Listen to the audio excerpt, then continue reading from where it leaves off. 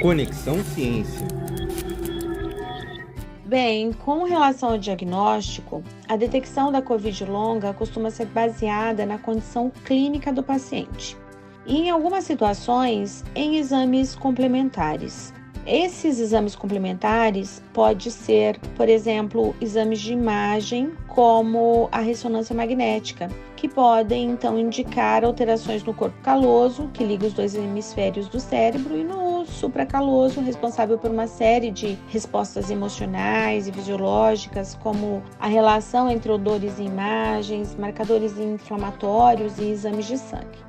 Tem um estudo realizado em parceria com diversos países, inclusive o Brasil, que utilizou biomarcadores inflamatórios para diagnosticar a Covid longa por meio de exames de sangue. Mostrou resultados satisfatórios, mas este exame ele ainda está em fase de testes e não está disponível ainda nos serviços de saúde brasileiro.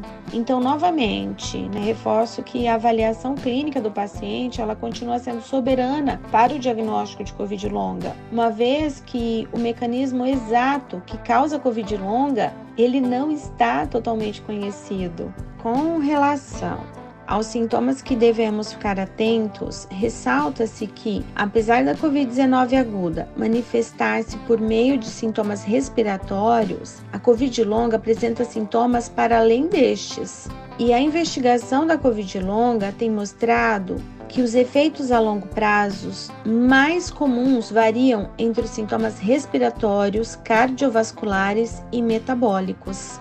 Então, podem ocorrer diferenças nas manifestações da Covid longa entre jovens e pessoas mais velhas, como reflexos das distintas condições basais relacionadas ao envelhecimento e a presença de comorbidades que são significativamente mais prevalentes entre os indivíduos com mais idade.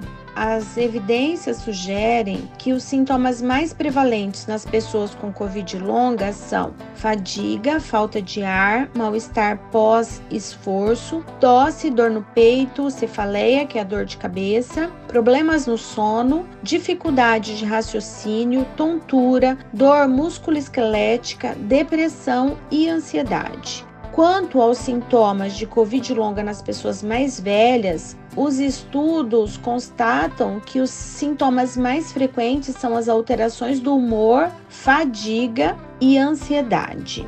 Estes estudos também demonstram que a presença dos sintomas foi significativamente associada a pessoas com pior estado de saúde a longo prazo, pior qualidade de vida e sofrimento psicológico grave.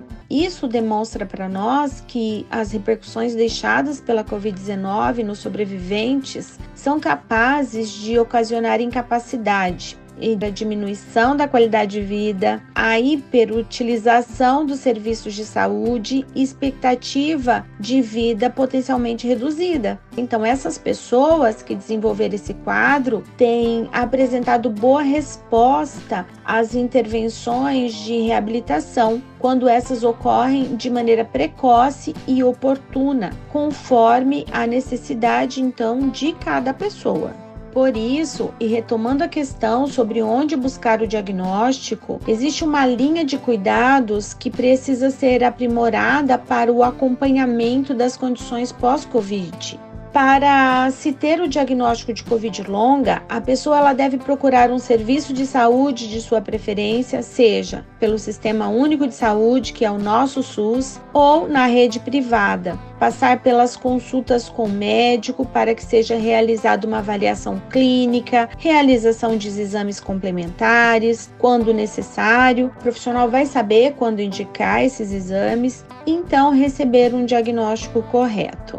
No serviço de saúde público, no SUS, a porta de entrada que chamamos precisa ser a unidade básica de saúde, o posto de saúde. Caso as condições apresentadas pelo paciente sejam de maior complexidade, o médico irá realizar o encaminhamento dessa pessoa para os ambulatórios de especialidades, inclusive o ambulatório pós-Covid, que alguns municípios tiveram a iniciativa de abrirem esses ambulatórios e ainda permanecem com eles até hoje.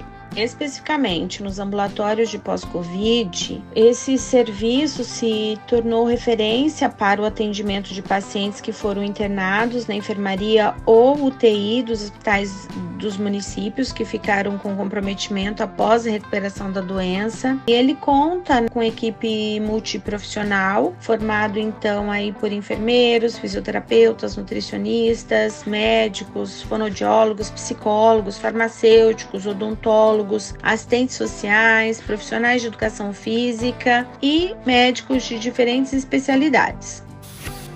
Conexão Ciência.